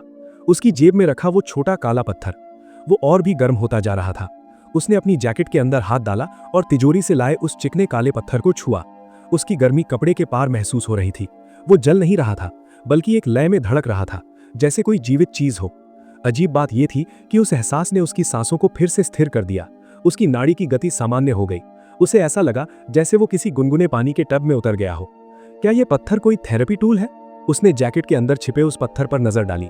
शायद ये उन गर्म पत्थरों में से एक था जिनका उपयोग स्पा में मसाज के लिए किया जाता है, तनाव कम करने वाला पत्थर। माधव को खुद पर हंसी आने वाली थी। बेशक, शायद मैं किसी स्पा गिफ्ट कार्ड का प्राचीन खनिज संस्करण पकड़े हुए हूं। उसने एक गहरी सांस ली। ठीक है, अगर ये पत्थर उसे इस बेवकूफी भरे दांव को जीतने में मदद कर रहा है तो वो इसे स्वीकार करेगा। उसने सिल्वर की ओर देखा, जिसने अपना पत्थर पहले ही कटर को सौंप दिया था। मशीन तैयार की जा रही थी। कमरा शांत होने लगा। माधव भी आगे बढ़ा। वो तैयार था। ओह, अब तुम डरे हुए नहीं लग रहे, सिल्वर ने कहा। इस बार तुम काफी आत्मविश्वासी दिख रहे हो। नहीं, बस उत्साहित हूं, माधव ने कहा। वो अब भी अपने नासमझ और अमीर बच्चे वाले मुखौटे को बनाए रखना चाहता था। सिल्वर थोड़ा मुड़ा। माधव उसके मुखौटे के पीछे की मुस्कान महसूस कर सकता था। फिर सिल्वर फिर बोला, चूंकि अब तुम डर नहीं रहे हो तो क्यों ना दांव थोड़ा और बढ़ा दिया जाए? माधव ने अपनी आंखें सिकोड़ी। उसने इस बार सिल्वर को बहुत गौर से देखा। तुम किस बारे में बात कर रहे हो? सिल्वर ने अपना सिर झुकाया। सादा सा हिसाब है, अगर तुम जीते तो मैं 10 लाख और दूंगा, लेकिन अगर मैं जीता तो तुम अपना वीआईपी कार्ड मुझे सौंप दोगे। माधव की उलझन और गहरी हो गई। उसने तुरंत जवाब नहीं दिया। सिल्वर ने उकसाते हुए आगे कहा, क्या हुआ, डर गए? ये तो सिर्फ एक वीआईपी कार्ड ही तो है। तुम एक बार बन चुके हो, मुझे यकीन है दोबारा भी बन जाओगे, बशर्ते पिछला वाला सिर्फ किस्मत का खेल ना रहा हो। माधव ने अपने जबड़े भींच लिए। अब सब समझ में आ गया था। सिल्वर सिर्फ उसे लूटने की कोशिश नहीं कर रहा था। उसका असली लक्ष्य शुरू से ही वो वीआईपी कार्ड था। उसने कटर की ओर देखा, फिर वापस सिल्वर की ओर। ठीक है, इसे थोड़ा और रोमांचक बनाते हैं। जब सिल्वर ने हाथ बढ़ाया तो माधव ने उससे हाथ मिला लिया। दांव पक्का हो गया। तराशने का काम शुरू हुआ। मशीन एक तेज आवाज के साथ चल पड़ी। सफेद धूल हवा में भर गई, जैसे पत्थर की बाहरी परत घिसने लगी थी। कुछ मिनटों के बाद मशीन धीमी हो गई। सबकी सांसें थम गईं। धूल के नीचे रोशनी में गहरे हरे रंग की एक पारदर्शी झलक दिखाई दी। ये एक शानदार शाही पन्ना था, एकदम साफ और बेदाग। उच्च श्रेणी का पन्ना। कटर ने घोषणा की, अनुमानित कीमत 20 लाख। पूरा कमरा शोर से गूंज उठा। वाह, ये तो असली है, उसने फिर से कर दिखाया। अविश्वसनीय। सिल्वर ने अपना सिर ऊंचा किया और पत्थर को गर्व से ऊपर उठाया। शुरुआती लोगों की किस्मत अब तुम्हें नहीं बचाएगी। तुम्हें बस कार्ड मुझे दे देना चाहिए। खुद को शर्मिंदगी से बचाओ। माधव टस से मस नहीं हुआ। रुको, तुमने अभी तक मेरा पत्थर नहीं देखा। सिल्वर ने उपहास में एक हल्की आवाज निकाली। माधव कटर की ओर मुड़ा और उसे अपना पत्थर थमा दिया। काटना शुरू करो, उसने कहा। मशीन फिर से घूमी। धूल से कमरा भर गया, लेकिन इस बार कुछ अलग था। चिंगारियां। कटर लुका। उसने ब्लेड को ठीक किया और गति धीमी कर दी। फिर तड़ाक, बाहरी खोल फट गया। कटर ने धीरे से सतह को साफ किया। कमरे में तुरंत सन्नाटा छा गया। रोशनी के नीचे पत्थर का केंद्र कुछ गहरा नीला, लगभग बैंगनी सा दिख रहा था, जिसके भीतर सुनहरे कण चमक रहे थे। रोशनी पड़ने पर वो हल्का सा धड़कता हुआ प्रतीत होता था। कटर वहीं जम गया। ये क्या है? कोई फुसफुसाया। मैनेजर आगे बढ़ा। उसने काफी देर तक उस पत्थर को देखा। स्टारलाइट नीलम, मैनेजर ने आखिरकार कहा। अत्यंत दुर्लभ, अत्यंत मूल्यवान। लेकिन ये कोई सामान्य नीलम नहीं है। इसमें स्वर्ण केंद्र है। मैंने ऐसा पत्थर अपने जीवन में सिर्फ एक बार पहले देखा है। मूल्य? किसी ने पूछा। मैनेजर ने एक लंबी सांस ली। खरीदार के आधार पर इसकी कीमत 50 लाख से 1 करोड़ के बीच हो सकती है, शायद और भी ज्यादा। मुख्य निरीक्षक को बुलाओ, ये बहुत विशेष रत्न है। कोई कुछ नहीं बोला। फिर भीड़ के पीछे से एक आवाज आई, वो सच में जीत गया। सिल्वर हार गया। सिल्वर ने अपने हाथ में पकड़े पन्ने को कसकर पकड़ लिया। उसका चेहरा पीला पड़ गया। ये कैसे संभव है? मैंने तो सबसे अच्छा पत्थर मंगवाया था, वो मन ही मन चिल्लाया। माधव ने कुछ सेकंड तक उस रत्न को देखा। वो वाकई जीत गया था। फिर वो आगे बढ़ा और अपने पत्थर की ओर हाथ बढ़ाया। मुझे लगता है कि अब तुम्हारे ऊपर मेरे 2 करोड़ उधार है, उसने सिल्वर से कहा। सिल्वर हक्का बक्का रह गया। माधव मैनेजर की ओर मुड़ा और कहा, क्या अब हम उन हीरों के बारे में बात कर सकते हैं? रामदीन कहाँ है? लक्ष्मण ने डाइनिंग रूम के चारों ओर देखते हुए अपनी भौहें सिकोड़ी। उसे वहां हमेशा जैसी तैयारी नहीं दिखी। लंबी मेज आधी खाली थी, परोसने वाली थालियां ढकी नहीं थीं और चांदी के ढक्कन भी चमक नहीं रहे थे। एक नौकरानी ने किचन की तरफ इशारा किया और लक्ष्मण बिना समय गवाए वहां पहुंच गया। उसने देखा कि रामदीन कर्मचारियों की देखरेख कर रहा है। झींगा है? लक्ष्मण ने पूछा। रामदीन ने अपनी पलकें झपकाईं। क्षमा करें? लक्ष्मण थोड़ा और करीब आया। मैंने कहा, लॉबस्टर कहाँ है? और स्टेक? जन्मदिन की पार्टी में हम आमतौर पर यही खाते हैं। मुझे याद है कि फ्रीजर में कुछ रखे थे। रामदीन ने अपने हाथ पीछे बांधे और धीरे से सिर हिलाया। वे हमारे पास हैं, लेकिन आज रात के लिए कोई तैयारी नहीं की गई थी। लक्ष्मण की आंखें तन गईं। तैयारी नहीं की गई थी, इसका क्या मतलब है? क्या माधव ने कुछ नहीं कहा? रामदीन ने विनम्रता से मुस्कुराते हुए कहा, छोटे मालिक माधव ने किसी जश्न का जिक्र नहीं किया था, इसलिए हमने सामान्य से हटकर कुछ भी तैयार नहीं किया। छोटे मालिक ने रात के खाने में स्टेक और लॉबस्टर खाने की इच्छा जताई थी, लेकिन उन्होंने ये नहीं बताया था कि वो इसे इतने सारे लोगों के साथ साझा करेंगे। लक्ष्मण के जबड़े भिज गए। रामदीन का क्या मतलब है? लक्ष्मण? दूसरे कमरे से माया ने आवाज दी, हम तैयार हैं, सब केक का इंतजार कर रहे हैं ताकि कावेरी उसे काट सके। लक्ष्मण ने तुरंत कोई जवाब नहीं दिया। वो फिर से रामदीन की ओर मुड़ा। केक कहाँ है? रामदीन ने मुख्य रसोइये की ओर देखा। शेफ ने हल्का सिर हिलाया और एक साधारण सफेद डिब्बे में एक छोटा सा केक लेकर आगे आया।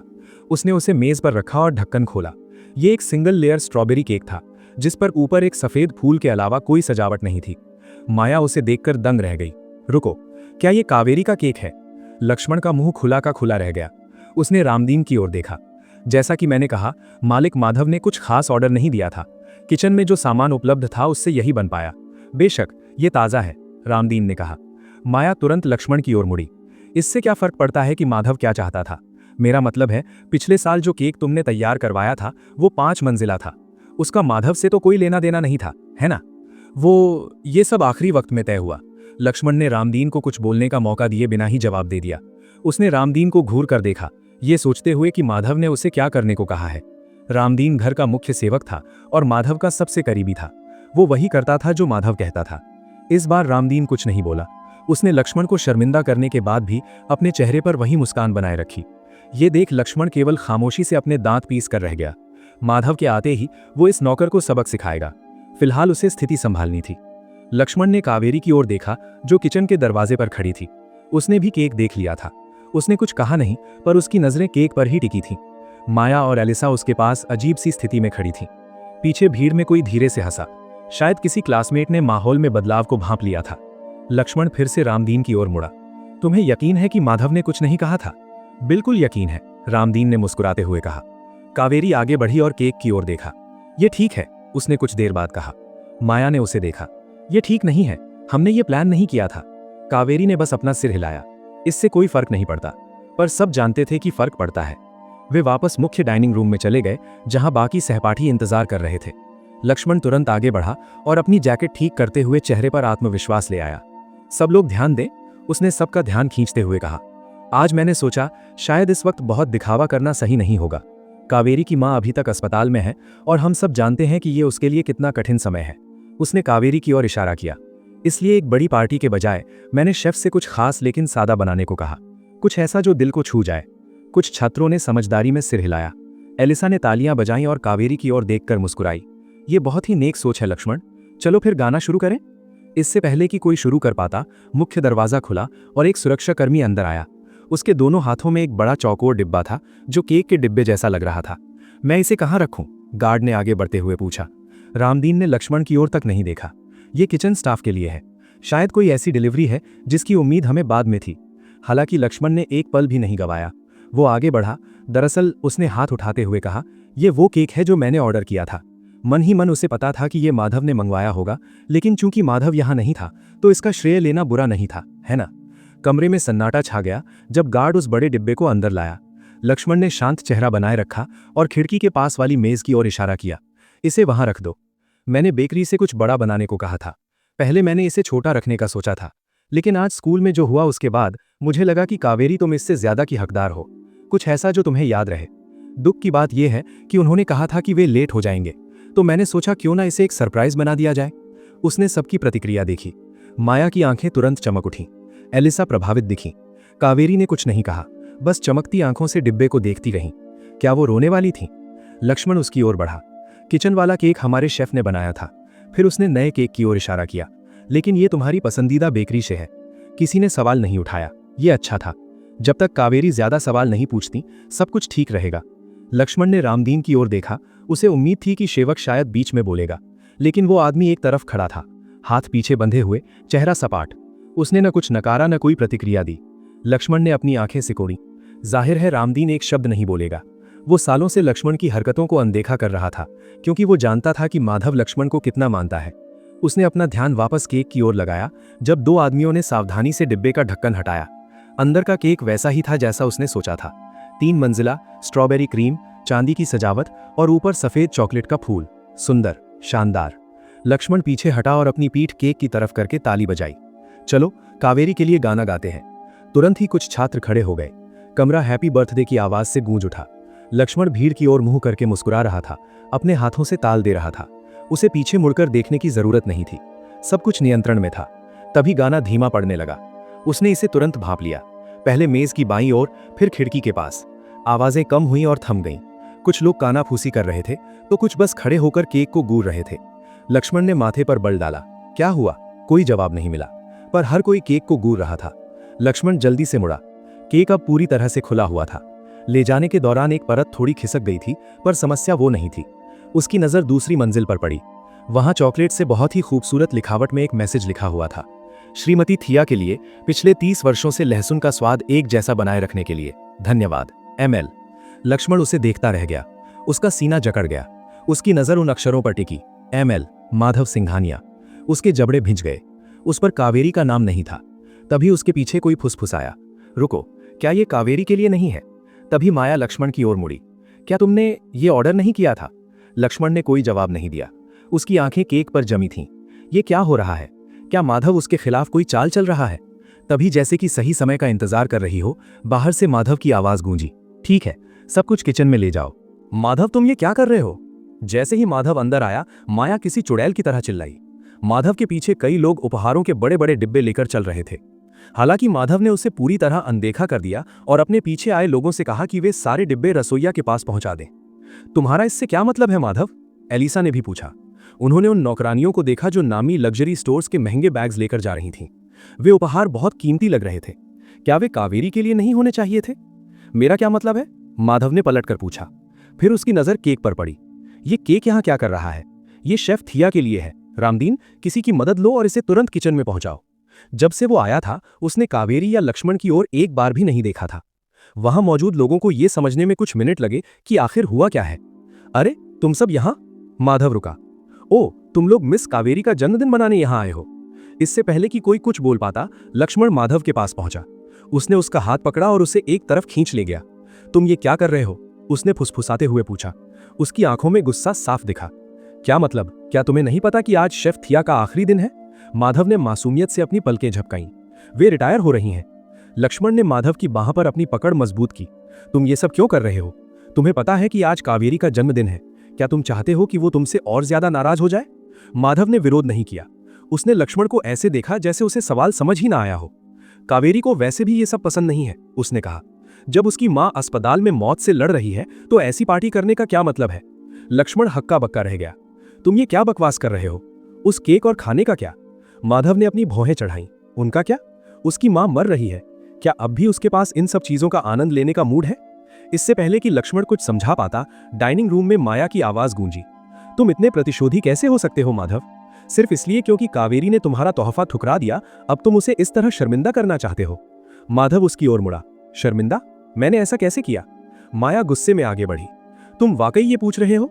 तुम यहां उपहार लेकर आए और जन्मदिन वाली लड़की को पूरी तरह अनदेखा कर दिया। माधव ने कंधे उचकाए।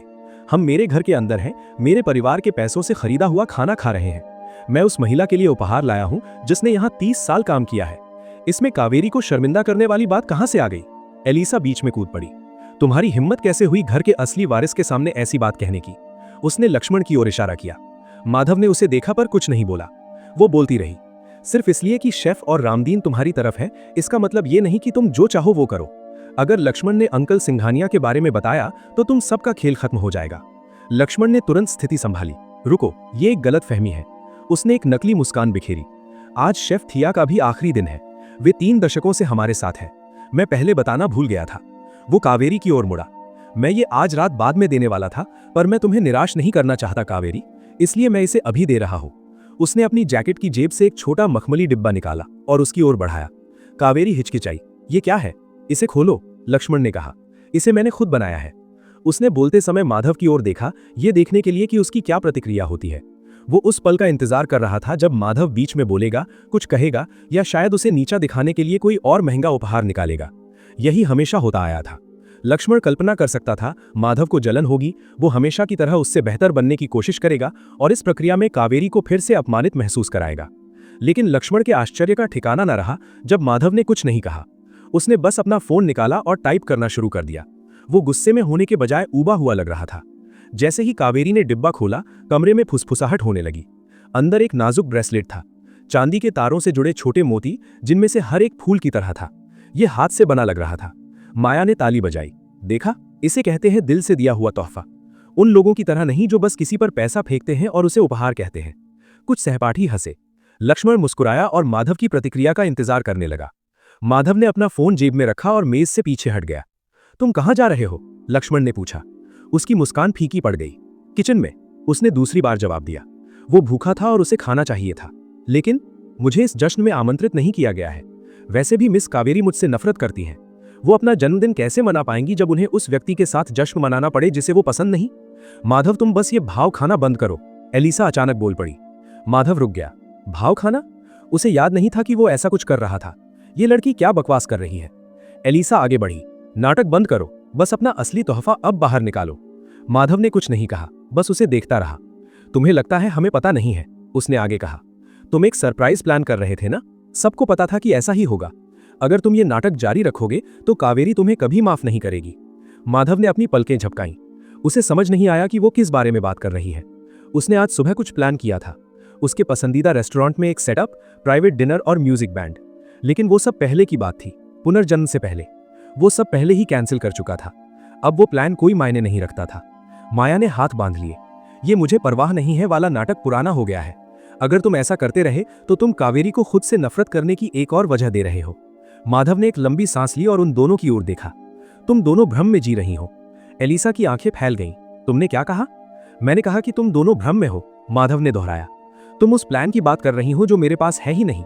उन सरप्राइजेस की कहानियां बना रही हूं जो मैं नहीं दे रहा हूं, सिर्फ इसलिए क्योंकि तुम्हें विश्वास नहीं हो रहा कि मैंने वाकई परवाह करना छोड़ दिया है।